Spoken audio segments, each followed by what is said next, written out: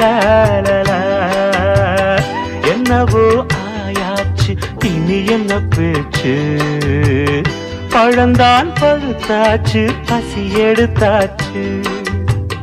என்ன வேணும் ராசா நீ கேட்டா ஒண்ணு ஒண்ணா நான் தானே எடுத்துக்க போறேன்.